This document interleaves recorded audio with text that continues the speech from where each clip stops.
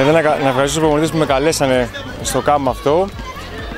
Θα ήθελα να πω και να προτείνω σε όλα τα παιδιά που μας ακούνε και είναι και εδώ πέρα, όσο μπορούν να προσπαθούν να δουλεύουν και να έχουν πάντα μέσα στο μυαλό τους το κομμάτι της γυμναστικής, γιατί είναι πάρα πολύ σημαντικό από μικρή ηλικία μέχρι μεγάλη.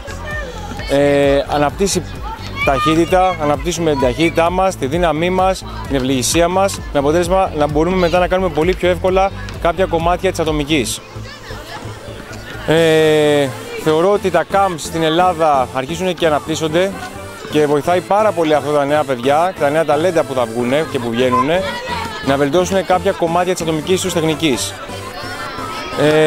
Από τη μεριά μου θα ήθελα να ξαναευχαριστήσω όλους τους ανθρώπους που με καλέσανε, να τους ευχηθώ καλή συνέχεια και του χρόνου με ακόμα περισσότερα παιδιά.